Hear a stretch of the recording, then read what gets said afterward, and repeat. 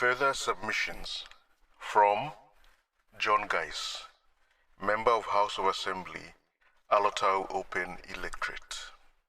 To Mr. Paulus Arek, Member of House of Assembly, Ijivitari Open Electorate, Chairman, Select Committee on Constitutional Development. Dear Sir and members of the Committee on Constitutional Development,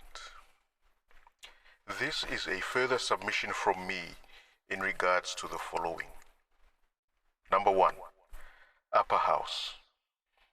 An upper house or a house of review would, in my opinion, be undesirable for this country for the following reasons. A.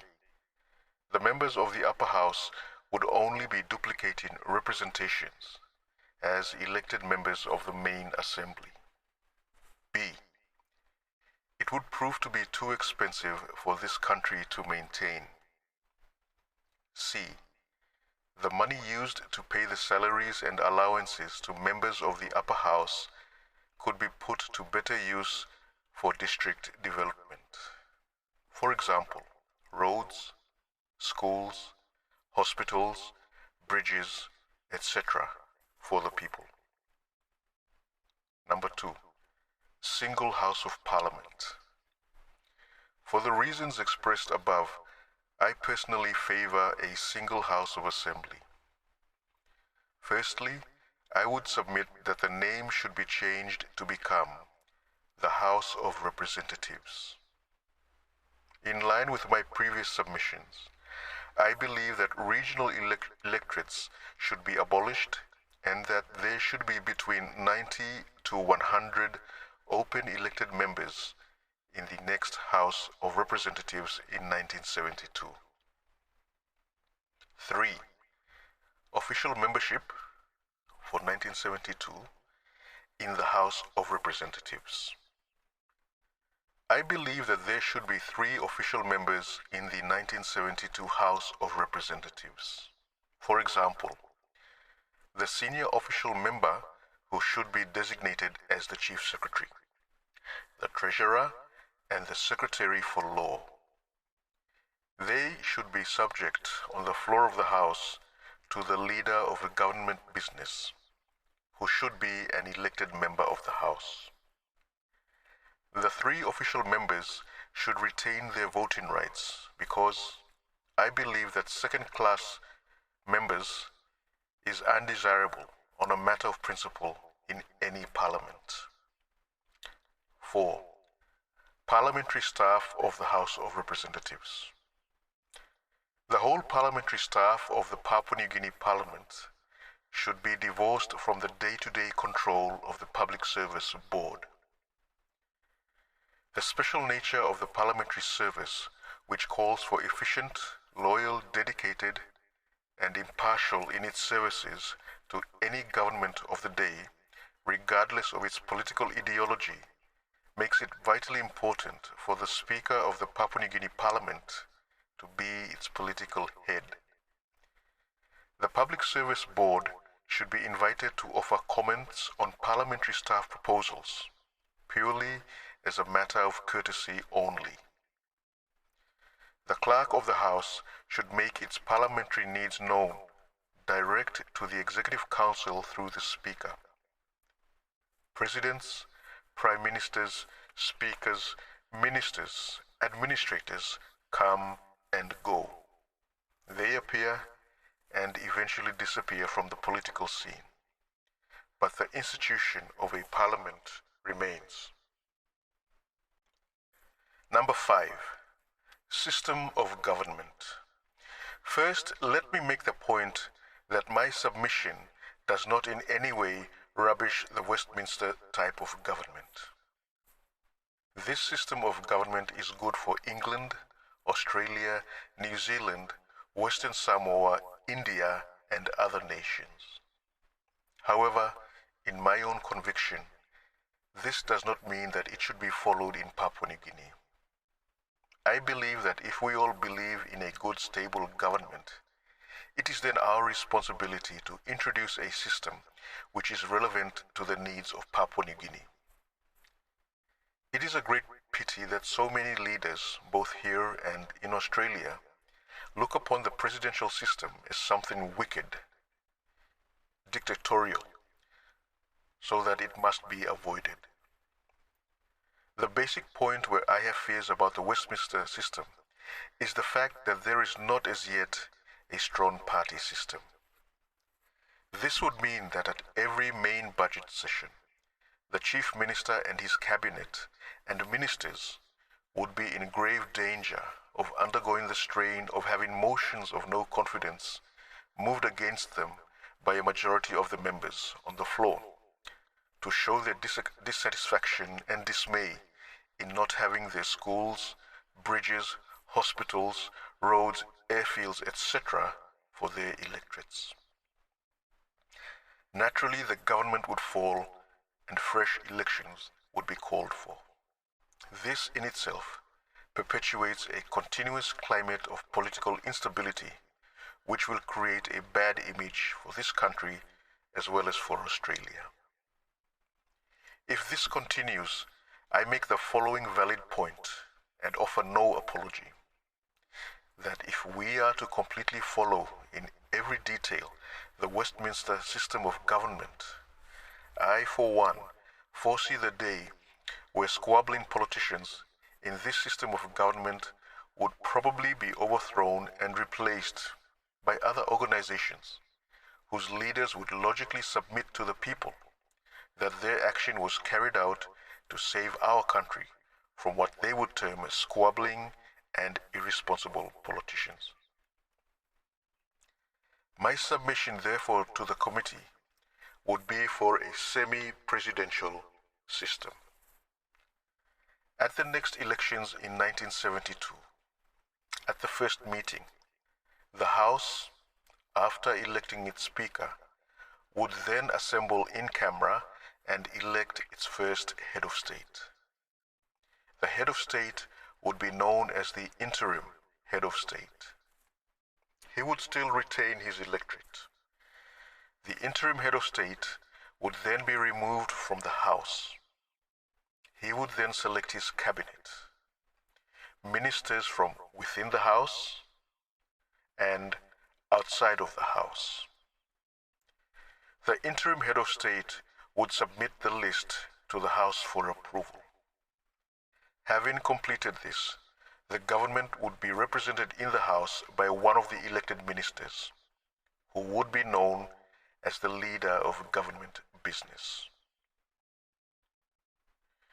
The cabinet ministers and ministers who are elected members would take their seats in the House with the three official representatives. See paragraph 3 of my submission. The latter would, of course, come under the leader of government business. The other cabinet ministers and ministers selected from outside the House would remain outside the House. Their link to the House would be through the leader of government business. The House should conduct its business assisted by standing committees on all matters. The standing committee system represents no problem, as the system coming out of the Voters Select Committee can be easily expanded into and along the lines Mr. Odgers suggested for the Australian Senate. Any of the political heads of departments in the House and outside of the House can be called before the House Standing Committee to give an account of the doings of the executive arm of the government. However, the interim head of state should not be called to appear before the Standing Committee of the House. This is a standing and accepted policy. I believe that the most important point to be noted is that the House must control the committee, not vice versa, as it sometimes happens in other developed countries. The matters which I believe should be excluded in standing committees of the House would be A. Defense, B. Overseas offices, of the public service, the Gorton 1000. C. Disbursement of Australian financial aid to some extent, at least, for example, by making grants for specific purposes, a new parliament building, etc. D. Operation of civil aviation facilities. E. Australian government instrumentalities. For example, the Commonwealth Department of Works. The Administrator Executive Council should be known as the Council of State, presided over by the interim head of state. The Administrator should be known as the Chief Australian Resident Commissioner. His duties would have two main functions. Number one, formal ceremonial head of state, ceremonial and state hospitality, guardian of constitution and constitutional rights, assent to estimates, make statutory appointments, etc., on the advice of the interim head of state as the chief executive and his cabinet ministers in the Council of State. 2. Working representative of Australia. Protect Australia's responsibility in certain areas. For example, defence, overseas offices of the public service, operation of civil aviation, disbursement of Australian financial aid in grants made for specific purposes. Council of State to be made up of cabinet ministers as political heads of all departments, who are from within and without the House, together with the Treasurer and the other two official members. All administration departments come under control of ministers, including the police department. The Pacific Islands Regiment should be represented in the Council of State to give the Papua and New Guinean members of the Army a sense of belonging to this country. Foreign affairs responsibility should be jointly shared by Australia and Papua New Guinea. This is because of the fact that we are sharing a common international border with an Asian power. And it is vitally important that good, friendly relations be cultivated with her. There should be a New Guinea representative stationed at Jakarta or Sukarno Pura. Internal home security responsibility. For example, the police should be the responsibility of the Internal Ministry. However, the information should be shared with the Chief Australian Resident Commissioner. The Internal Governor should have a treaty of friendship and a trade treaty with Australia. Administration of law and justice. The whole judiciary, including local courts, courts of petty sessions, district courts, should be completely divorced from the executive arm of the government and placed under the jurisdiction of the Chief Justice. Local government. This should be administered by a separate department under its own minister to ensure autonomy of local government councils. In areas where there is a demand for more responsibility, local government authorities should be formed to take over the functions of the district advisory councils and district coordinating committees, and assist in making recommendations for the district development in the finance allocated to districts in the Rural Development Fund. District government. The 18 districts should be re-gazetted so that they become 18 provinces. Each province should have its own provisional assemblies. The membership of these provisional assemblies would consist of 2 to 3 councillors from each of the local government councils of the province. If there are 14 councils in a province, the number of members in the assemblies would be 28 to 42. It should have its own president, senior vice president, and executive, elected from the ranks of the members. The district commissioner would become the principal secretary of the assembly. These assemblies would then submit their provincial needs for finance to the interim head of state and the council of state. All these needs would then be incorporated in the budget and presented to the House by the leader of government business, through the treasurer, and eventually examined by the Parliamentary Standing Committee on Budgetary Affairs. When approved, the whole money would be transmitted to all the provinces. It would then be the responsibility of the provincial assemblies to draw up their own estimates for development in their own provinces. The net result of such a system of government would give the villager, the councils, and the provinces a sense of belonging and direct involvement in the business of government. I believe also that it would be a step in the right direction to promote loyalty to the central government and gradually build up a sense of unity from the grassroots of the village people through their local government councils, and secondly, through their own provincial assemblies to the central executive and parliament. I am sure it would also help to stem the thoughts of breakaway movements, so evident today in several parts of our country. Major tax collecting avenues to be the responsibility of the central executive. The provinces would have tax collecting power, which is provided for in the provisions of the Local Government Council Ordinance. The internal executive government, for example the interim head of state and his council of state, should also have complete authority over mining, oil, mineral, and timber exploration of Papua New Guinea.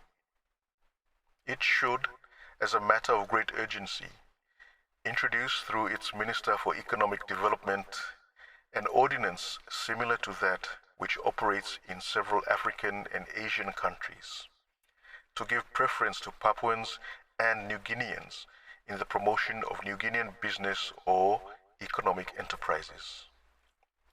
This would be similar to the Ghanaian Business Promotion Act 1970. It should also have complete authority to institute negotiations with specialized overseas firms on a tender basis for such companies to construct main highways, improve overseas telephone communications, and other such major undertakings, and also the migration and immigration policy. My submission is based on internal self-government. I believe that our country's advancement to ultimate independence should firstly be through internal self-government. This will give time for the internal ministry to implement a constitution for this country, which I feel is vitally important. A constitution tells a government what it can and what it cannot do. A period of internal self-government is necessary to enable the internal ministry to accept authority with a high sense of responsibility toward our own people and resident people of other races in this country.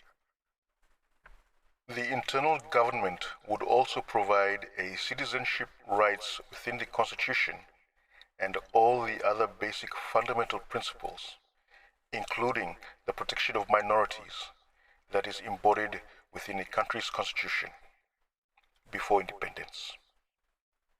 I am not a pessimist. I have confidence and faith in our people's ability to begin holding the reins of government. I know we have over 700 languages. I know that we have tribal differences. I know that we have distrust of one another. But can anyone honestly tell me of any country, whether it is a developed nation or a developing nation, that is completely free of problems? The answer is, there is none.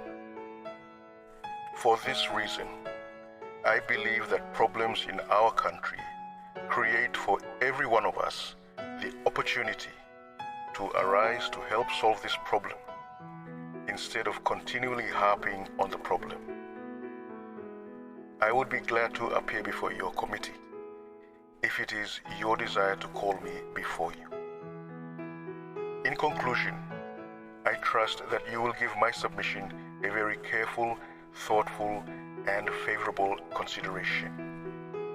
Time may not be on our side. Yours sincerely, John Guise.